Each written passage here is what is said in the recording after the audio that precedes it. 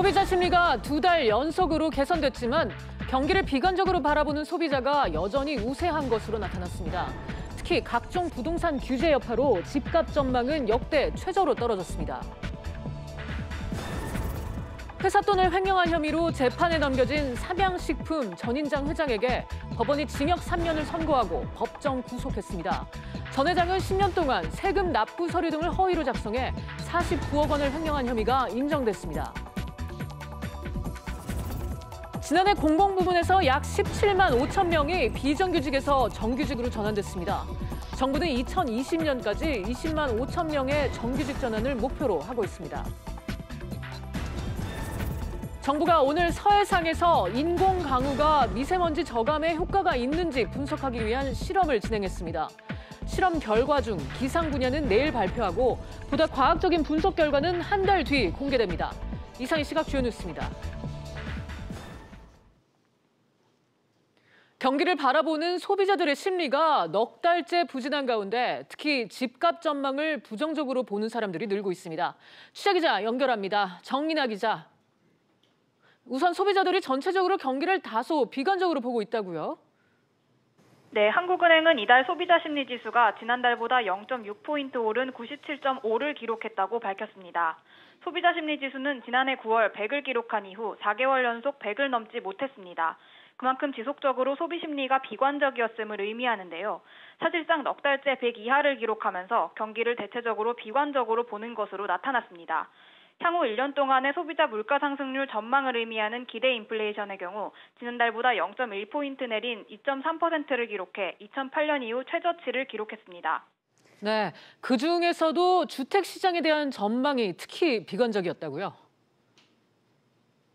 은행이 발표한 주택 가격 전망 소비자 동향 지수는 지난달보다 4포인트 하락한 91이었습니다. 이는 2013년 1월에 해당 통계를 집계한 이후 가장 낮은 수준이라고 하는데요.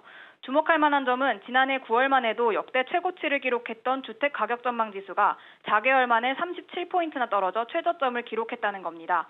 한국은행은 정부의 대출 규제와 주택 공급 증가 등이 영향을 미친 것으로 분석했습니다. 지금까지 SBS CNBC 정인아입니다. 연초 경제 행보를 이어가고 있는 문재인 대통령이 이번엔 대전을 찾았습니다. 충청권 각종 사업의 예비 타당성 면제도 검토하겠다고 밝혔는데요. 보도국 연결해 알아봅니다. 이광호 기자. 네, 이광호입니다. 네, 문 대통령이 새 경제 행보로 지역을 잇따라 찾고 있는데 이번에는 대전이었군요. 네, 문재인 대통령은 전국 경제 투어라는 이름으로 각 지역을 방문한 뒤에 관련 정책을 하나씩 내놓는 식의 경제 행보를 보이고 있는데요. 이번에 방문한 대전은 대덕 연구단지나 카이스트 등 과학기술 관련 인프라가 풍부한 도시입니다. 문재인 대통령은 이 자리에서 4차 산업혁명은 새로운 도전이라며 3대 핵심 기반 산업 육성을 지원하겠다고 말했습니다.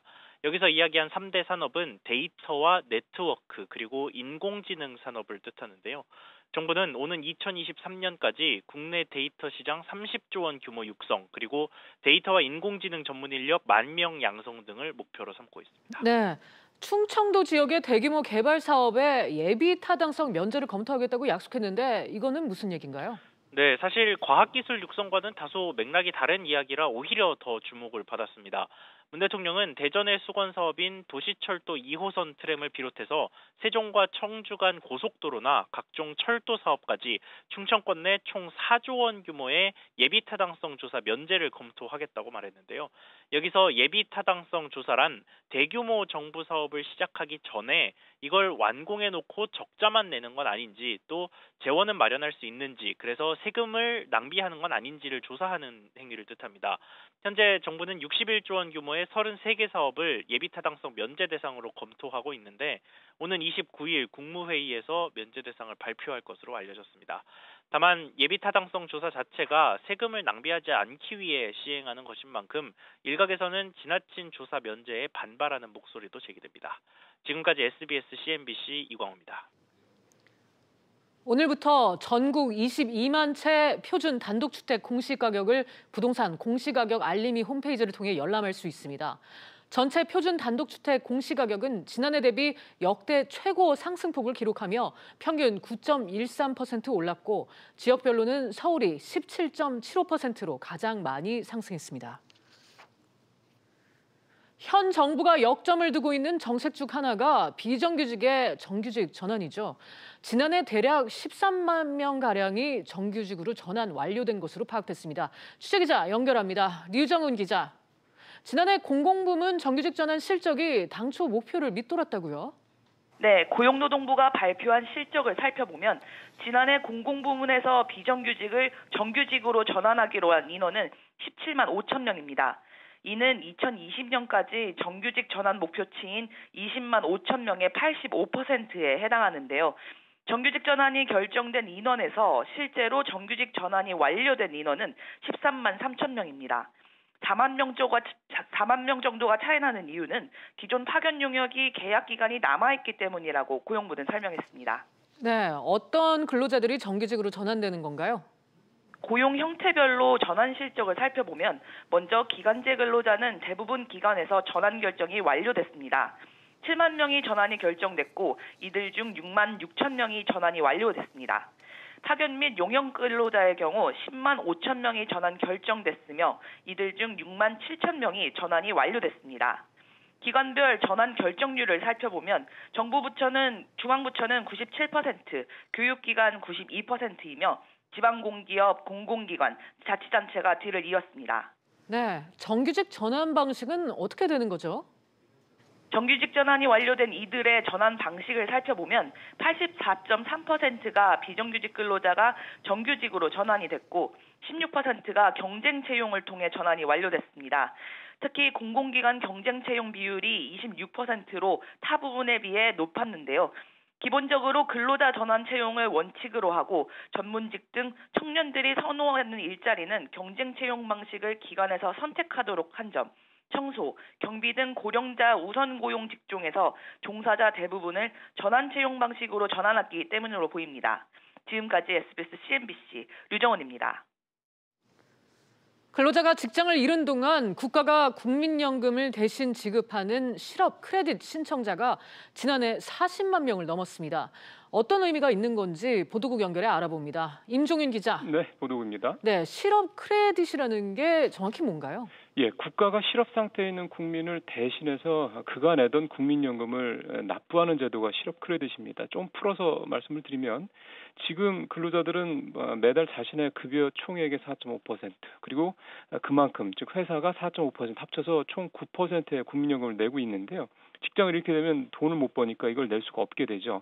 이때 이 실업 크레딧을 신청하게 되면은 국민연금 내던 거의 일부 금액을 끊기지 않고 계속해서 낼 수 있게 되는 겁니다. 지원 금액은 해당 실업자가 내던 금액의 75% 선에서 최고 4만 7천 원을 주는데 쉽게 말씀드려서 국가가 어려움에 처한 국민들을 위해 지원하는 사회 안전망 중에 하나다 이렇게 이해하시면 됩니다. 네. 지난해 이 실업 크레딧 제도 신청자가 40만 명을 넘었다고요? 그렇습니다. 이 수치가 나와서 이제 의미를 좀 분석을 해보면 크게 두 가지 정도로 풀이를 해볼 수가 있겠습니다. 일단은 작년에 실업자가 많았구나라는 거를 하나 좀 생각해 볼 수가 있고요. 실제로 작년에 실업자가 100만 명을 좀 넘었을 것으로 추정이 좀 되고 있고요. 또 하나는 이런 제도가 있다라는 게 이제 좀 알려져서 국가의 도움을 받게 되는 국민들이 늘었다라는 점으로도 해석을 할 수가 있겠습니다. 아시는 것처럼 우리나라의 사회 안전망이 주요 국가들에 비해 좀 미흡하다는 지적이 많은데요. 이런 제도도 있다라는 거를 우리 직장인들께서 좀 알고 계시면 도움이 될 것 같습니다. 네. 어떤 사람들이 실업 크레딧을 주로 신청했습니까? 예, 이 제도가 도입된 게 오래되진 않았습니다. 2016년도에 도입됐으니까 이제 몇 년 안 됐죠. 지난해에 실업급여를 받은 사람이 86만 명이 좀 넘는데 이 중에서 작년에 절반에 가까운 41만여 명이 이 실업 크레딧을 신청을 했습니다. 조금 더 들어가서 보면 신청한 41만 명 가운데 남자가 43%, 여자가 56%로 여성 신청자들이 좀 더 많죠.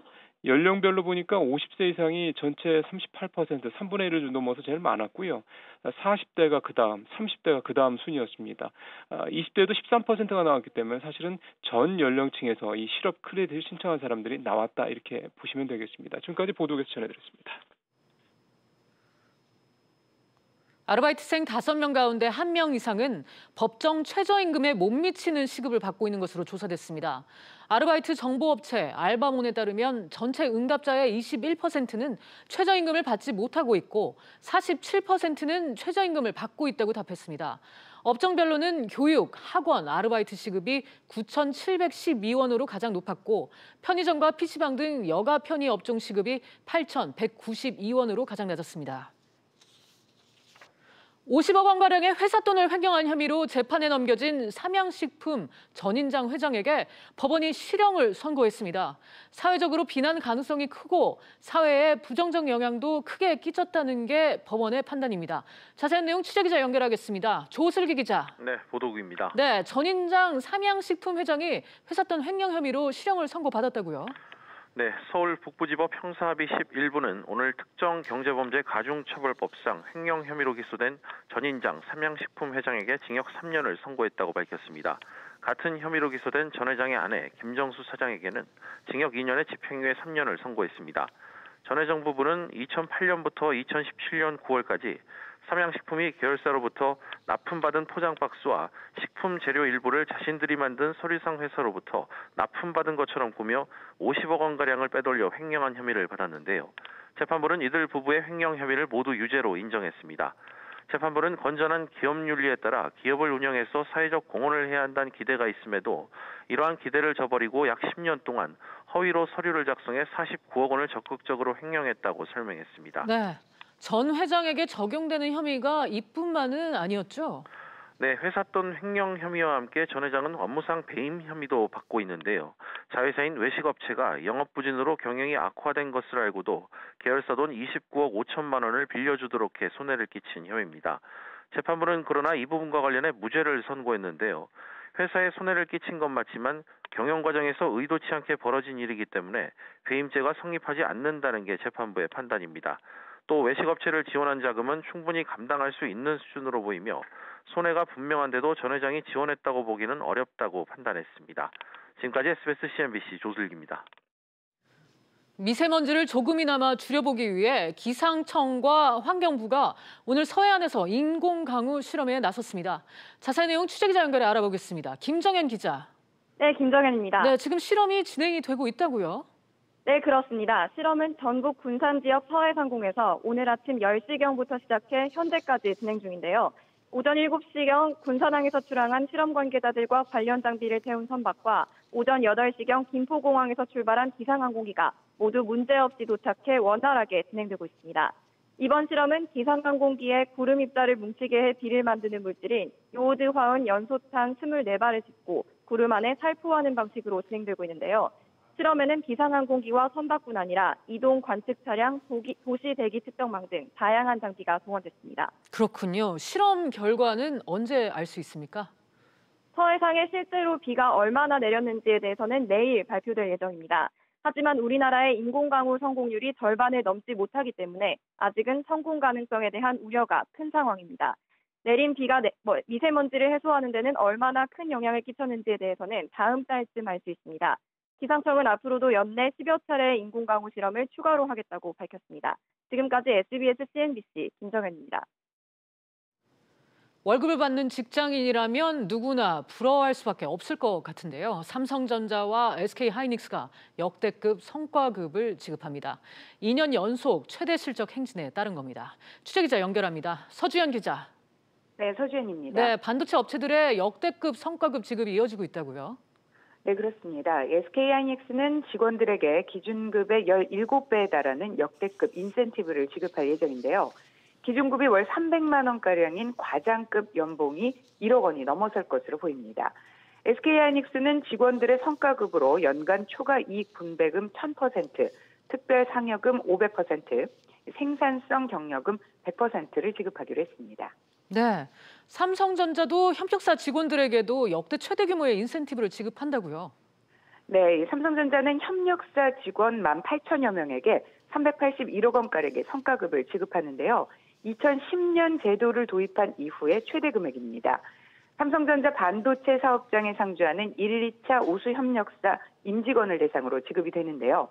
2차 협력사까지 확대되면서 80여 개사가 해당될 전망이고 명절 연휴 전에 지급될 계획입니다. 삼성전자는 이미 지난해 말 주요 사업부 임직원에게 월 기본급의 100에서 500%를 특별 상여금으로 지급을 했습니다. 네, 반도체 슈퍼 호황이 끝나고 있어서 이번이 마지막 성과급 잔치가 되는 거 아니냐 이런 말도 나오던데 올해 반도체 전망은 어떻습니까? 네, 삼성전자와 SK하이닉스는 4분기를 기준으로 봤을 때는 영업이익이 30% 이상 급감하는 모습이었는데요. 대부분의 전문가들은 올 상반기까지는 이런 조정이 이어질 것으로 봤지만 올 하반기 이후를 내다보는 전망은 다소 엇갈리고 있습니다. 일부 전문가들은 적어도 올 한 해, 내년 초까지는 반도체 업종 사이클상 어려움이 이어질 것으로 봤는데요. 업계와 또 다른 전문가들은 단기적인 급격한 조정 국면일 뿐 올 하반기부터는 시장이 회복될 것으로도 전망을 하고 있습니다. 지금까지 SBS CNBC 서주현입니다. 현대차에 이어 기아자동차도 지난해 판매 실적을 발표했습니다. 취재기자 연결해 자세한 내용 알아보겠습니다. 안지혜 기자. 네, 안지혜입니다. 네, 기아차 4분기 성적표 어떻게 나왔습니까? 네, 지난해 4분기 기아차의 매출액과 영업이익은 모두 늘었습니다. 매출액은 3.6% 늘어난 13조 4,732억 원, 영업이익은 26.3% 증가한 3,820억 원으로 집계됐는데요. 지난해 전체 성적으로 봐도 영업이익이 직전해보다 74.8% 증가한 1조 1,575억 원을 기록했습니다. 매출액 역시 54조 1,698억 원으로 사상 최대치입니다. 네, 수치상으로만 보면 선방한 것 같은데 자세히 들여다보면 그 반대라고요? 맞습니다. 수치는 화려하지만 내실은 들여다볼 필요가 있습니다. 이번에 영업이익이 70% 넘게 늘어난 건 직전에 손실이 컸기 때문에 발생한 착시 효과 때문입니다. 기아차는 지난 2017년 노조가 제기한 통상임금 소송에서 패소하면서 1조 원 정도를 손실 처리했습니다. 2016년 기아차의 영업이익이 2조 원대였던 걸 감안하면 지난해 영업이익도 여전히 1조 원 이상 감소한 겁니다. 미중 무역 분쟁 등 대내외 악재가 여전합니다. 올 상반기 전망은 어떻습니까? 네, 올해 자동차 시장 환경도 밝진 않습니다. 미중 무역 갈등과 중국의 저성장 기조가 계속되고 있어서입니다. 현대차그룹 글로벌 경영연구소 역시 올해 전 세계 자동차 판매가 0.1% 증가에 그칠 것으로 전망했는데요. 기아차는 스포츠 유틸리티 차량 SUV 등 신차 출시는 물론 인도와 러시아와 같은 신흥국 공략으로 G2 국가의 판매 부진을 만회할 계획입니다. SBS CNBC 안지혜입니다. 우리 경제의 버팀목이었던 자동차와 반도체의 실적 하락세가 가파르게 이뤄지고 있습니다. 지난해 4분기 실적 악화가 예상보다도 컸는데요. 취재기자 연결해 자세히 알아봅니다. 최나리 기자. 네, 최나리입니다. 네, 반도체부터 우선 살펴보죠. 지난해 전체로는 사상 최대 실적으로 두둑한 성과급까지 받았다고는 하는데 SK하이닉스도 4분기 실적은 좋지가 않았죠? 네, 그렇습니다. SK하이닉스 발표에 따르면 지난해 4분기 어닝 쇼크가 발생했는데요. 영업이익은 전분기보다 31.6%나 줄었습니다. 지난해 1분기 이후 3분기 만에 분기 영업이익이 5조 원을 밑돈 것입니다. 글로벌 정보기술 업체들이 데이터 센터 효율화 작업에 들어가면서 서버형 D램 수요가 줄어든 것이 영업이익 감소 배경입니다. 네. 그리고 앞서 기아차 실적도 들었지만 어제 현대차가 최악의 성적표를 내놨잖아요. 네, 호황기에 8조 원을 넘나들던 현대자동차의 영업이익이 지난해 3조 원 아래로 내려갔습니다. 2010년 이후 가장 낮은 수준으로 수익성이 더욱 악화되는 모습인데요. 매출액은 97조 2,516억 원으로 전년과 비교해 0.9% 늘었지만 영업이익은 47.1%나 감소했습니다. 특히 지난해 4분기 영업이익을 보면 5,011억 원인데요. 전년 같은 기간보다 35.4% 급감했습니다. 순이익이 적자로 돌아섰는데 2,033억 원의 순손실을 냈습니다. 네. 분기 기준 최악의 어닝 쇼크를 기록했던 지난해 3분기보다 개선됐지만 여전히 불안한 모습입니다. 이렇게 어려움에 처한 자동차 업계 위기를 극복하기 위해서 노사정이 공동으로 나섰다고요? 네, 국내 자동차 산업의 노사가 정부의 주선으로 업계 사상 처음 한 자리에 모였습니다. 우리 경제에서 자동차 산업이 고용 1위 산업이고 우리나라가 세계 6위의 자동차 수출국이지만 최근 이 같은 상황이 하강 국면에 진입한 위기의식에 모두가 공감한 것으로 보입니다. 자동차 산업 전반의 경쟁력 제고 문제와 함께 미래 자동차 산업 환경 변화가 고용에 미치는 영향 등도 논의될 예정입니다. 지금까지 보도국에서 전해드렸습니다. 세계 스마트폰 시장의 3분의 2를 차지하는 중국 스마트폰 시장 규모가 지난해 약 11% 감소한 걸로 나타났습니다. 스마트폰 교체 주기가 길어지면서 출하량이 5분기 연속 감소한 영향을 받은 걸로 풀이됩니다. 전체 시장 점유율은 화웨이가 25.7%로 1위, 그 뒤를 오포와 비보 등 다른 중국 업체가 차지했습니다. 스마트폰만 보고 있는 영유아 청소년들이 늘고 있죠. 정부가 대책을 내놓았습니다. 보도국 취재기자 연결해 자세한 내용 들어봅니다. 김현우 기자. 네, 김현우입니다. 네, 스마트폰 중독이 그렇게 많이 늘었습니까? 네, 정부가 조사한 만 3세에서 9세까지 영유아의 스마트폰 과의존 위험군 비율은 2015년 12.4%에서 2017년 19.1%로 높아졌습니다. 또 고령층에서 고위험군의 비중이 2017년 16%를 넘는 등 노인 세대의 스마트폰 중독도 심각합니다. 네, 그래서 정부가 대책을 내놨다고요? 네, 과학기술부와 관련 부처들은 오늘 제4차 스마트폰 과의존 예방 종합계획을 발표했는데요.